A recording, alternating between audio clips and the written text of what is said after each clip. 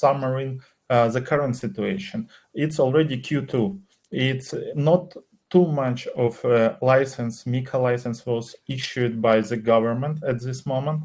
And what your position regarding the future of this regulation? Will it be some point in time where it will be a lot of MiCA issued, or it will be different, it'll be a small amount all the time and only big players will receive it this year, for example? Felix, please elaborate if you have questions, or Mihhail.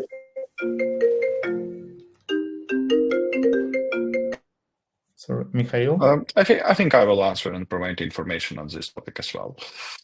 So in regards of crypto asset market as it exists now, so in my opinion, it will be consolidating. So we will have less companies that we have at the moment, like in the crypto asset market.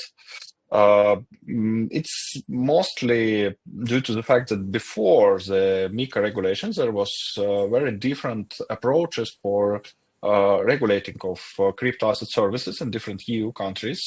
And we had, and still have actually in some countries, such regulatory landscape where it is not very complicated to obtain the license for or some authorization to perform such type of activities. Due to the fact that as for now, we have more unified rules, and MiCA regulation certainly specifies more requirements for such entities, for market participants. It will certainly require more budget for such entities, for licensing, for being compliant, and therefore, so market will continue consolidating. So, in my opinion, number of market participants significantly decreases in each country, and we already have we already see it actually. A good example here may be Estonian market, because Estonia was the first country in Europe, as far as I remember, which introduced the licenses for crypto assets providers, and then there was 3 or even 4 different regulatory changes where number of market participants was significantly changing as well. Like at the first instance, there were more than 4,000. There some regulatory changes. Next stage, we see only 1,500. And next change, one more time, we see already 400, for example, market participants. And the last regulatory change, what we have in Estonia, we have less than 50 crypto asset service providers. Not crypto asset service providers, but virtual asset service providers. At the moment, we have new regulatory change, which is implementation of MiCA regulation. And according to my opinion, there will be less and less companies which intend to operate on this market. So I think such approach will be in other countries as well. So generally, number of market participants will be decreasing in all the countries. Okay. Felix, do you want to add something, or we can move forward? We can move forward. I think that was a pretty complete explanation. Okay, because from I was 2 weeks ago on the Paris blockchain conference, and talking, first of all, see only except Kyrex, only 3 exchanges on the this event. And previously, year before, it was 10 or 12, something like bigger number, like 3 times more. And the second, I see a lot of interest from the big players, Asian big players, to obtain the MiCA license in Europe. So it continues to be interesting for the market players, international market players, to be present in EU, but it's really hard to understand at this moment what's the best approach to what country to open office, for example, and receive license for them. I mean, of course, they have strategy, and I believe we will cover it. From your point of view, will this 4,000 WASP or like this big number move to another jurisdictions or just stop operating at all or like go dark? No, according to my knowledge, so WASPs which were at the start, started from one European country, they had license there. They just moved to another country, and they were doing this continuously within last 3 years, I think. And I think that MiCA regulation is the last stage where they should decide so country of domicile for performing this activity. However, I would like to pay attention that a number of current market participants for crypto asset service providers also depends on previous approach of country for such licenses, because we know in Europe some countries have considered the virtual asset service providers already before MiCA, like financial entities within relevant regulation. For example, Germany, they consider this as financial institutions and as investment firms or some entities similar to investment firms before MiCA as well. So generally, there will be no significant difference in number of CASPs after MiCA is implemented properly. But for countries which had different approach, like if they had some simple registration, for example, before MiCA, and now actually national financial supervisory authorities should be responsible for licensing. No, in most cases. I think what in such countries we will see the significant decrease of market participants. But will they go outside the EU or just join the bigger companies or stop working at all? What do you think?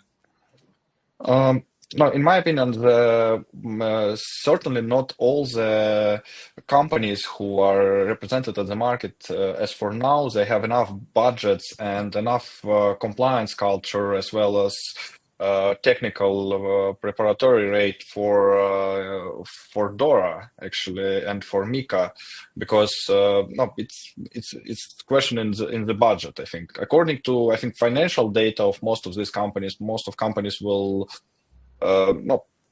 stop operations in EU or will try to avoid licensing in European Union. However, how effective it will be, it's question to our regulators actually.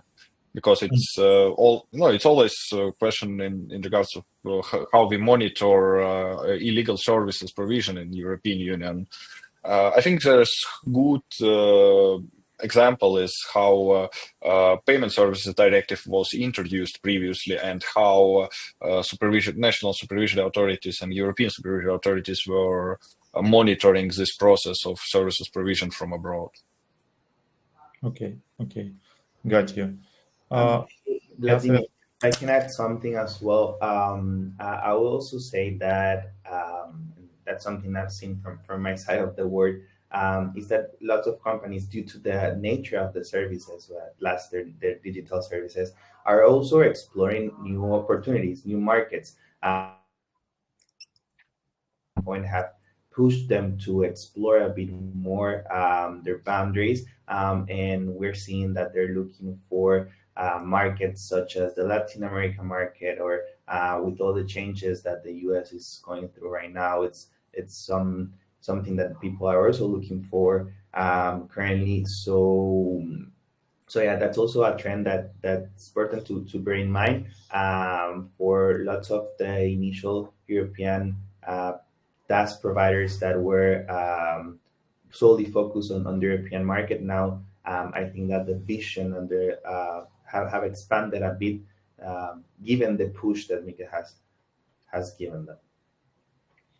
So, from your point of view, MiCA regulation made good work to push companies to Latin America countries to choose as a option. Well, for sure. Definitely in our case, I can say that, for instance, I can give you my example, which is El Salvador. El Salvador license was issued in around October 2023. From that point on, we got 2 clients on November of that year. And by March of 2024, we had already 16 clients, mostly European and Asians that wanted to come to look at the opportunity of El Salvadorian license with a focus on the LATAM market as well. So for sure, it's hard for me to say that they weren't coming before. Why they weren't coming before? Because we didn't have a license yet. However, the interest definitely arose a lot, and from the conversations that we had with clients, lots of them mentioned like, hey, so given all that's happening with MiCA, we really wanted as well to have a kind of a backup license that would regulate our operations somewhere else with in a jurisdiction with a similar technicality that the one that is requesting in Europe, and that's why they're looking to jurisdictions as ours. So answering your question, for sure, the flow of interested coming to Latin America, it has had something to do with MiCA for sure. I believe so. This is a good start to to discuss the current situation of the MiCA landscape in Europe, and then move forward to our topic about the transition and possibility to open another and receive other regulation. So in regards of current situation of with MiCA regulation in Europe, the current situation is that there is transition period. So we see how some countries intend to implement MiCA into their local legislations. Some of them doing this more successfully, some of them still delaying with this. For example, we have Poland or Czech Republic, which are not implemented yet the relevant legislation for even applying for MiCA regulation. However, we have good examples, as for example Estonia or Lithuania as well, or some other countries, Ireland, for example, which have already properly implemented this framework and have the relevant transitional periods. I would say that from a licensing perspective, it's also needed to understand how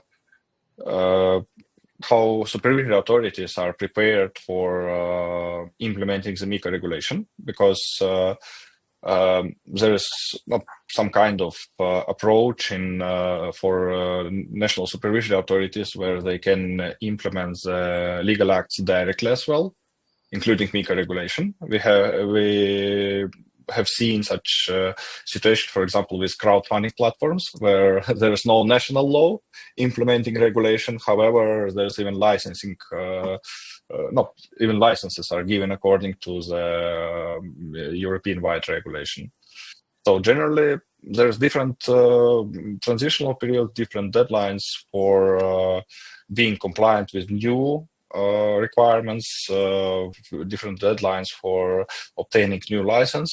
So final deadlines is 2026, and I would say that still it's just like general deadline, but in different countries it should be investigated separately, and I would also recommend to consult with lawyers, or at least to control sources if you see some information like that transitional period is for 18 months or 12 months or something like this.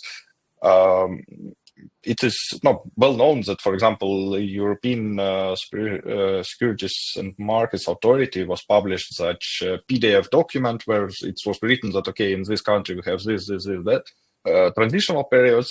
But what is funny in a certain extent, that even this information already not very relevant, because this changes on ongoing basis in different jurisdictions. Generally, it is the current status of MiCA in different countries. What is important there in regards of this transitional period, I think it is approach how current virtual asset service providers, as well as crypto asset service providers, which already received the MiCA license, should organize services provision in different European countries. Because there's also different opinions on this. For example, if you are virtual asset service provider, like without this new license, and you're operating in your domicile country, however, you approach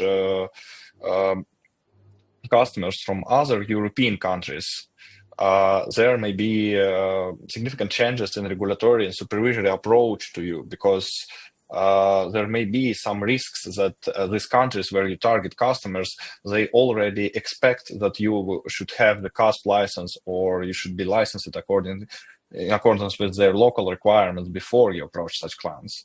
So I would say that this transitional period also creates certain regulatory risks for WASPs who intend to operate inside the Europe, and from time to time we are facing such questions. Which is also important from a transitional period perspective. It is use of certain types of tokens, for example. At the moment, here is let's say wide known issue with the USDT as a token which can be used by CASPs actually, but there is no clear position if it can be used without CASP license, if you still operating in the landscape which is without MiCA regulated entity. So generally, I would say that it's main regulatory issues and maybe some uncertainties considering the transitional periods here. Mihhail, I have a question to you. On the conference, I was listening to Bitpanda CEO about the current situation in their company, and he told me that, not me, audience, that they already received as a company 2 MiCAs and waiting for third. And my question is, why do you need 2 MiCAs or 3 MiCAs in one company? What's the difference for you as a company to have only one, or in several European countries 2, for example? I think the main there should be some clarifying questions asked, because if you are applying for such license for one same entity, or you create branches in different jurisdictions, so most probably it may be done also, for example, for your client's experience, to have the local operations just for risk management purposes, to better understand the specific local market. MiCA regulation itself, there is passporting regime was introduced, so formally there's no such requirement to have the local office in each country. So actually you can be you can have the whole infrastructure in one country, and through the passporting regime, through the notification of the relevant local supervisory authorities, you will be able to offer services to in other European countries as well. However, creation, for example, different legal entities and obtaining licenses or different types of licenses from CASP licenses, of course, may be also effective from risk management purposes. Like if you have one company, we understand how risk management works, how we should treat that, okay, we should have certain amount of high-risk clients, for example, or we have certain limits, or we have certain knowledge and experience for our employees and requirements for this. And if we separate some parts of business, it may be also efficient from risk management purposes. But if it's only one company, okay, we have good business continuity if we have more than one license, I think. Okay, got you. And Mark just added that Bitpanda is already licensed in Malta and Germany. So this is just information.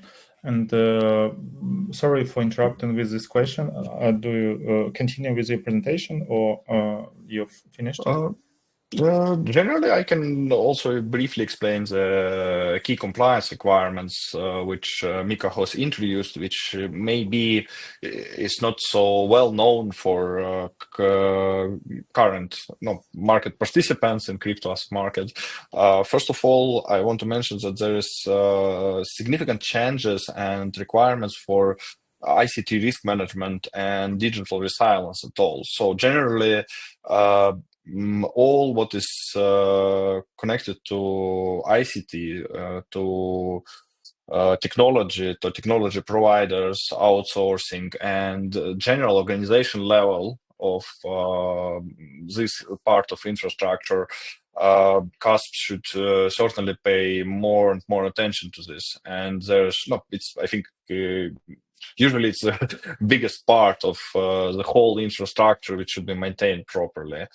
From other perspectives, so I would say that current CASPs should also very crucially assess if they have enough budgets and enough knowledge to operate according to new requirements here. Generally, in regards of compliance requirements, I've told also before, so I will not elaborate on this much. Considering the third topic, if Vadim, you have no questions in regards to second topic, of course, I mentioned. Yeah, please move forward. Okay, so in regards of third topic, so why some companies may choose not to apply, I think here I may elaborate a little on what we have, at least at the moment, investigated in regards of reverse solicitation exemption and how it works here. Please be aware that for crypto asset service providers, actually the pretty good guidelines were issued by European supervisory authorities, and there is it's worth reading and worth investigating. So it's worth investigating because there is even examples provided. So like what you may do, how you may market your services, and at which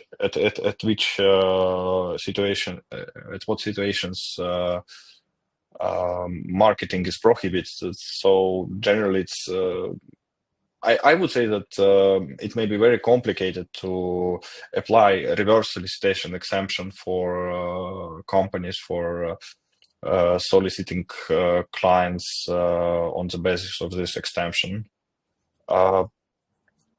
Generally, what is main concepts here in regards of reverse solicitation? So you should understand that you should prove and you should record somehow that client came to you on its own exclusive initiative. So it means that it was not solicited somehow, you have not invited him somehow. Generally, it should be well recorded in your internal records. Second thing that you should also monitor and have knowledge if there is no some partners or some third parties who are soliciting clients to you somehow. Generally, I would say that reverse solicitation exemption should be also not considered, and in theory, in a certain extent, it can work. Like if you have if some client from Europe comes to you and it's a big enough client from the perspective of it's one business client and you're performing only one service to him, in such case it can work. But if we speak about retail clients, so infrastructure for monitoring and for ensuring such exemption may be pretty complicated. I have a question. Yes? So we are talking right now on if you're talking about MiCA, why do you need MiCA at all? Yes, to operate in European Union. So first of all, you can advertise without MiCA license. In any major platform, you can run a campaign without providing license in crypto at this moment. Second, you can't open bank account or receive fiat operation, add fiat operation to your platform. And third, a regulator can send you like letter when with something like, you can't operate in my country. Yeah, we have some proof that you are allow customers from Spain, for example, to register on your platform. Please close the platform for the Spain or something like that, because you don't have right to do so. Am I right, or I miss some points? Because no, I would say that such approach, when your partners, mostly it's providers of payments infrastructure, they are asking you to close the certain jurisdictions from access at all. No, there's no such requirement in MiCA regulation, but it's just conservative approach. Like otherwise, this payment service provider or card acquiring provider, they should implement a lot of monitoring rules over use. Like it may be quite expensive to control that you actually keep the records and you actually can use this extension. Like theoretically, it's just a question in regards of risk appetite of specific partner. But no, usually it's more simpler just to use conservative approach and just block the jurisdiction where it is not allowed to solicit clients. And I think such approach is well known. What's also important here, I think, it's how European supervisory authorities as well as national supervisory authorities, they will monitor this situation. Because as for now, for example, I would not say that they are very active. There is some warnings issued by them, but not so much, actually. If we compare them with a number of warnings, what they are usually issuing for investment firms and illegal services, like some forex operators or payment service providers, something like this, there is not so much of them in regards of CASPs. But I think such situation will remain until we have the transitional period in place. Like after we understand who is CASP and who is in Europe and who is not in Europe, it will be much easier to issue warnings and to do it in legit manner. But am I right that, for example, if you're physically providing exchange service in some country, let's say Poland, and now currently you are WASP, you should receive CASP MiCA license with the first level, and only after that you can operate? First of all, I would say that exchange is the second level of the license, like with 125,000 euros of capital. But no, generally, yes. If you're providing service in any European country, you should investigate how you should update your license or authorization, what you have at the moment in place, according to new requirements. By the way, there is no clear understanding in Poland, for example, how to do it as for now. Like they have something in parliament, they have some negotiations in this regard, but there is no clear understanding in regards of deadlines. However, no, it's normal for the many countries in European Union as for now, so it's not a big issue. But another question, like the last one for this topic, if you receive a second level of MiCA in Lithuania, for example, and want to open physical exchange point in Poland, will it be like the same approach, or like we are not talking about virtual presence, yes, and passporting, but can you passport you for the physical points of exchange? It's actually an interesting question, because there should be investigated if we should follow the local regulation before MiCA, if we have already CASP license in another country. I would say that for opening physical representative for physical office, most probably you should have at least register with Poland tax authority, as far as I remember. But mhm. But in regards of how it should be organized, so passporting actually allows us to operate in other jurisdiction without no separate licensing process for this jurisdiction. But no, in normal practice, if you have the physical representation, usually you create a branch there, and this branch is usually licensed within the country where branch operates. Okay, yeah, because right now it's not clear. Of course, you should follow tax regulation in the country you operate in. It's definitely, and Poland can have different taxes than in Lithuania, and you should also follow this rule. But this is interesting topic from because in Poland, as you know, a lot of physical exchanges operating right now, and it's like I believe want to continue. I would say that no, I've mentioned tax authority there because before just tax authority was the authority responsible for registration of virtual service providers there. Like they all were registered there, and no, according to the previous regulation in Poland, there was certainly opportunity to register foreign entity in this register as well. So there was no need to have the Poland entity for registering there and for organizing the services offering there. I saw such companies, at least in the register. I remember this. Okay, got you. I believe we can move forward to the interesting part, how to operate without MiCA licensing. Is it possible at all? And Felix, please jump in. Yeah, for sure. Thanks so much, Vadim. Well, I think part of the alternatives was kind of discussed just now in regards to the exemption that can be used to operate in Europe without the MiCA license, which is basically reverse solicitation under the description that Mihhail just mentioned. So yeah, let's dive a bit on these and other alternatives that are out there that can be useful for European companies.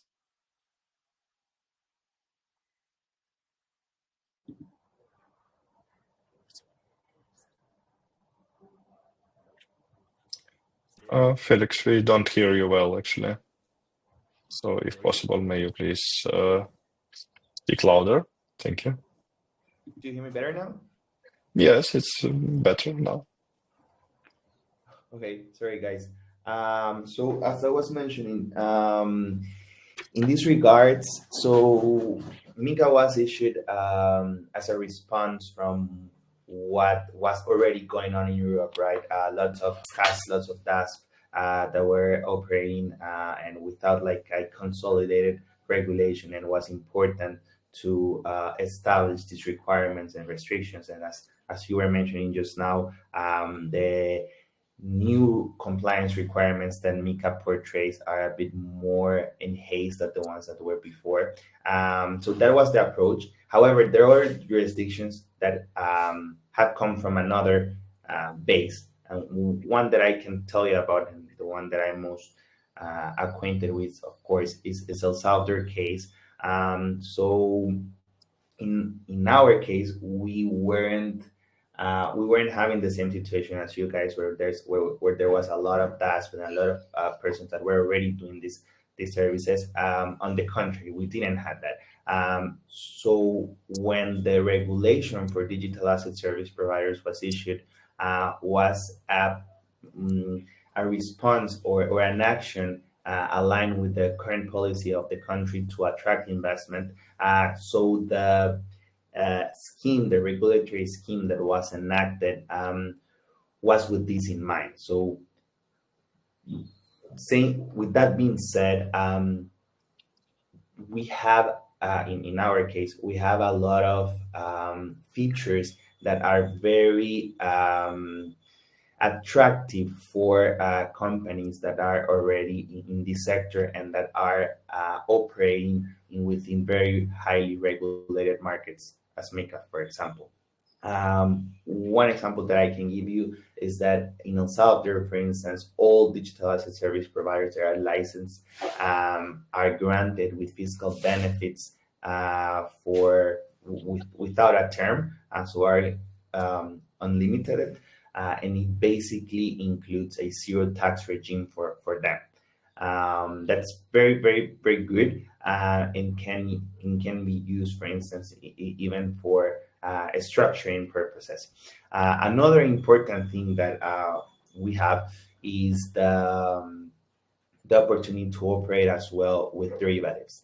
So in our regulation, the difference between securities and crypto assets is not due to the fact of the nature of the asset per se, as for instance in Europe where you have MiFID and you have MiCA.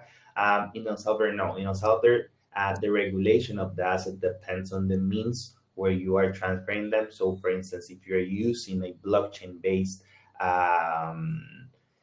structure, then even though you're talking about security, it's gonna be regulated under the DASP regulation, which is really good because you can on operations, right, and from a commercial perspective, of course, because you can basically operate with securities, derivatives, futures under the same license. So that's a plus, and that's something that our clients really appreciate because not so much countries out there have this consolidated regulation. And even though we have these benefits or these attractive features, we also have a very tight regulatory process to go through with international level standards on our on the requirements to obtain the license and to keep compliant with it.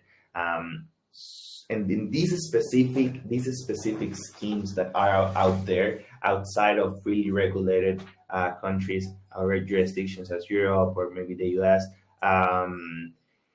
are really bringing lots of clients in. For example, in El Salvador, you'll find really big players like Binance, Bitfinex. Well, a couple of months ago, even Tether established their headquarters here, considering this favorable regulation. So with this in mind and with what just Mihhail talked about on reverse solicitation, there can be schemes and structures that can be exploited using these favorable jurisdictions as El Salvador. And El Salvador, please, it's just an example. There's others out there that can be also be considered to establish these structures that can be operational within Europe. So in a nutshell, that's the explanation.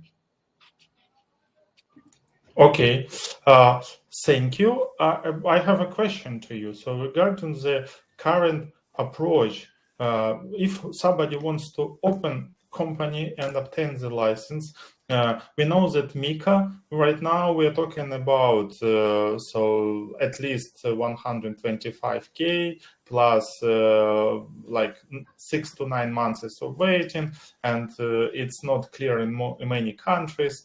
What about Salvador, for example? What's the requirements and what we can expect from this process?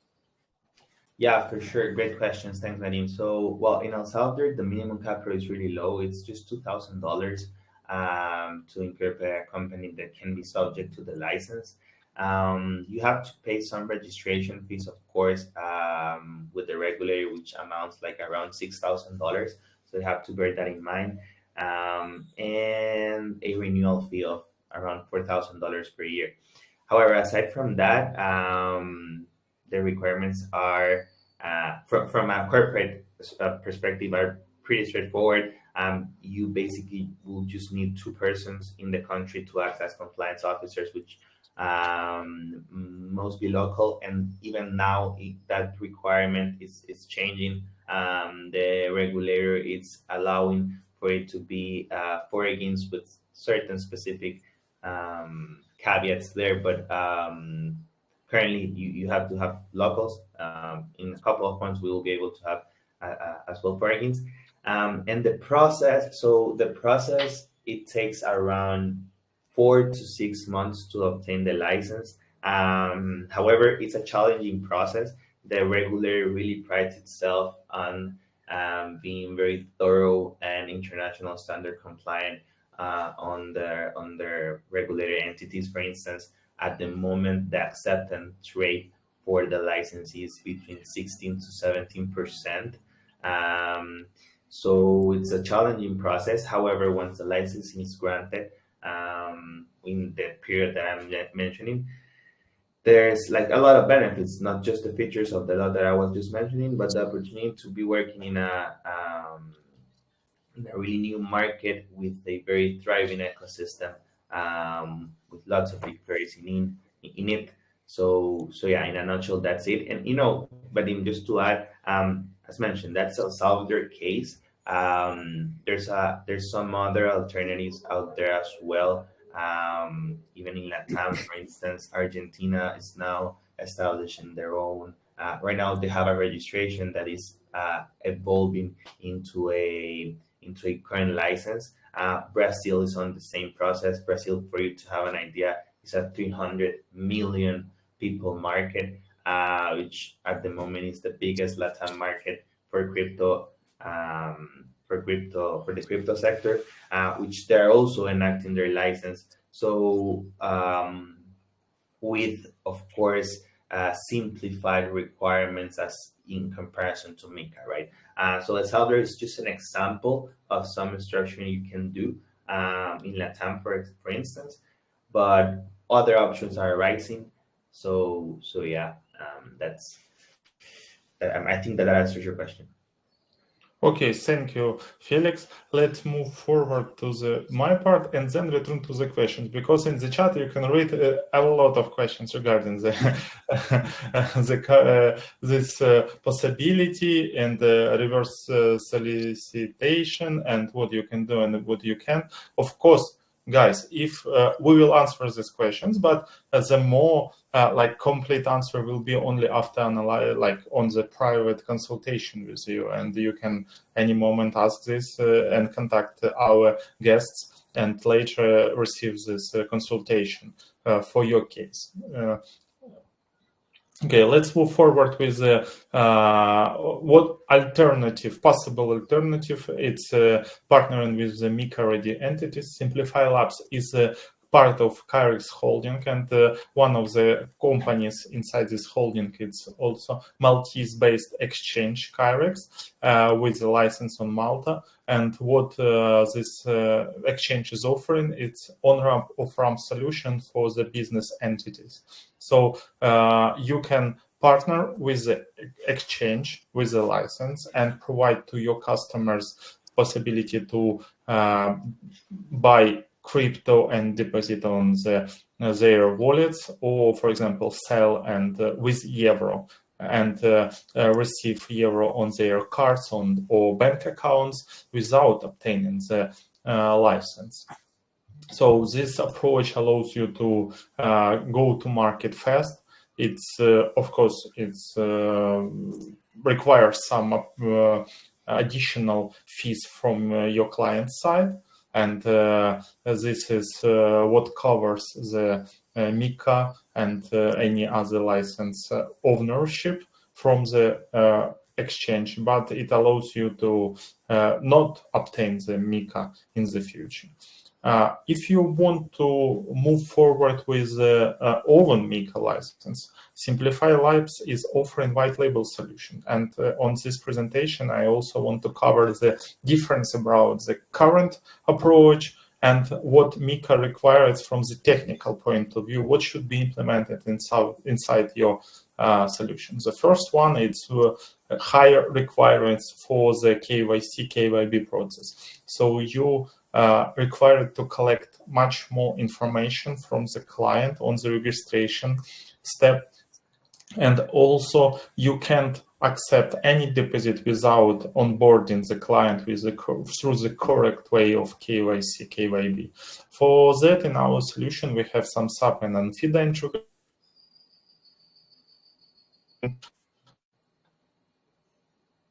Choice, and we can second, after the onboarding, you for each customer you should have personal threshold, and this is based on source of funds provided and your risk appetite, but it should be implemented inside your software. It's what we are offering. It's semi-automatic process. For the most of the clients it will be some tiers, but for the for example, high worth individuals, for some PEPs, for high risk jurisdiction, it's manually managed by MLRO.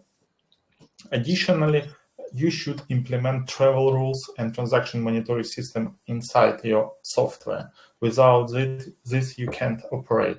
So any deposit from unknown wallet or withdrawal to unknown wallet should be put on hold and asked additional questions. It's already existing system where bigger platform shares this information, so it made in automatic way. But for example, newly created wallets, it should be declared from the customer side who is the owner of this wallet and where you are sending this money or receiving from. This is a crucial component of the system. And of course, you should have high level of KYC and AML procedures inside your software. So no dirty money allowed, and for that purpose, we have chain analysis integration available. This is mostly all I want to share. I am really fast right now because we have limited time, and I want to touch the questions inside the chat. I see they are popping up. But if you want to dive deeper inside of our software and what we can provide, a white label software provider, please schedule the call over my Calendly link. It will be inside the chat section, and also we have a list of question checklist for are you ready for MiCA or not, and it can be shared after this Calendly call. Let's return to the Q&A session. I want to start from historical. The first question was, I believe, to the Mihhail regarding the for P2P business, like the merchant who sells using other exchange like Binance P2P to the individuals. Does MiCA applies to this business? For P2P business. Formally, I would say that more yes than no. If we speak about this classical P2P model where you operating through Binance, so it may be assumed at least that you receive money from the client, or you send money to the client. So generally this part of the exchange operation certainly happens through you and through your account. So generally, short answer is yes. P2P should be covered by the relevant exchange license in most cases. I understand that it's quite inconvenient and it's not possible for some small P2P traders to operate, but formally, according to my opinion and what I know, yes, license may be required there. As I know, on the B2B, on Binance platform, they, for example, in Poland allows only WASPs with registration in Poland, and they can operate only with inside the country. So they see orders created from the Poland customers and can provide service to them. This is limitation from Binance, and I don't think that it will change. So only WASP are allowed, and later it will be only CASP. Oh, I think that when they will be CASPs, it's quite possible that it will be allowed to operate not in only one country. But issue here that average P2P Binance trader doesn't have the capital and don't have even will to establish infrastructure necessary for CASP. So it's like not very, it doesn't seem like a feasible business model if you need a lot of efforts to do this, not this way at least. I agree with you. The next question is Canada MCB. Why everybody is offering right now them, and how is it licensed or just like company registered? No, first of all, let's say that if you speak about Canada, there is two types of licenses in Canada, which allows you to. No, let's do it simpler and let's discuss at the moment only crypto exchange services, because for custody of crypto assets, there's a little bit different regulatory regime in Canada. But if you speak about just exchange or transfer of money and something like this, right? In Canada, we have two regimes. One of foreign MSB license, which allows you to offer services in Canada from abroad. Like if you have the payment institution or some licensed institution in European Union or in any other country, and you want to acquire Canada clients, or you have some what is considered as provision services in Canada. It's written, by the way, in the FinTrack website. In such case, you should be registered as FMSB with the relevant reporting obligations that when you have Canadian clients, when you're offering services to Canadian clients, you should report to FinTrack. It allows FinTrack to effectively monitor their own money laundering risks. The second license there. So, and it's very important that you may not have substance in Canada for a foreign MSB license. But if you speak about classical MSB license, like money service business license in Canada, so requirements to this license, they are not so strict like for MiCA, for example, but still there is a requirement of local substance. You should have local office, you should have local employees, including compliance officer, and generally what it allows you to do, it allows you to offer services in Canada. Generally, yes, it's completely like local license for offering services in Canada. What is interesting that in most cases this license may be obtained by just notification of supervisory authority FinTrack, and they register you. So it's regime similar to our regimes which were in some European countries there.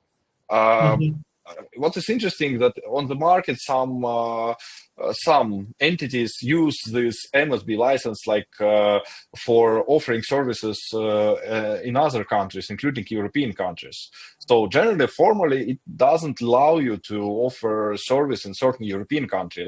There is no such not such regime. However, if in the country where you're offering services, it is not prohibited, in such case, most probably you can do it. So it's how the MSB works. So generally, main purpose of MSB is offering services in Canada from abroad or from Canada itself.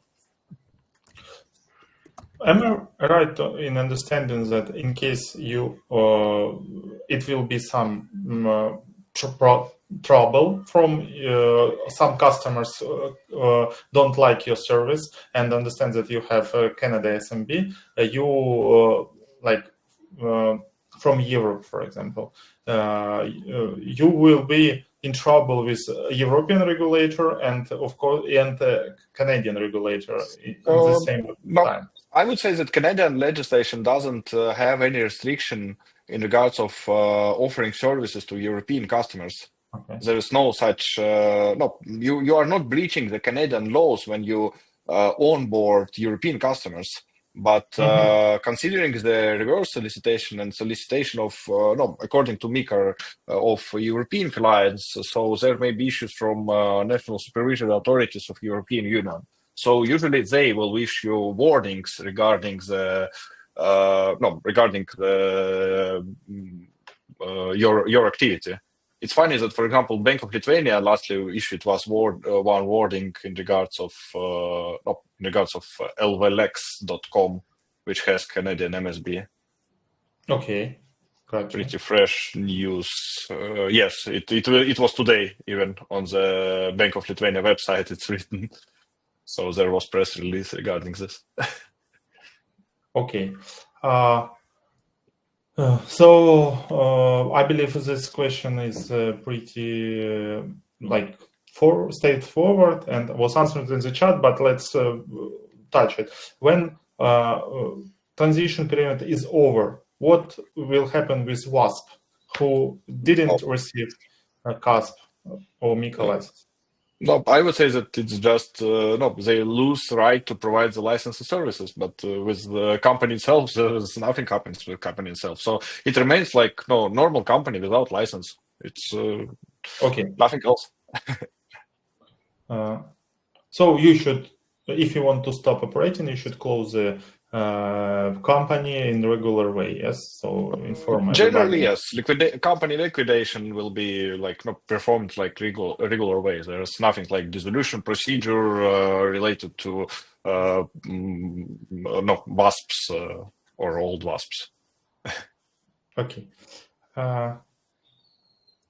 Okay. And about I see a lot of inside the chat, but we have already 1 hour timeline, and I want to ask everybody, thank everybody for participation in this webinar.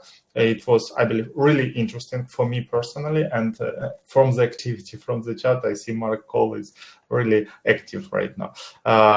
Thank you, everybody. You know our contacts, and if you want to contact us, you can do it in LinkedIn or over email. Thank you. Thank you. Have a nice evening. Bye. Bye-bye.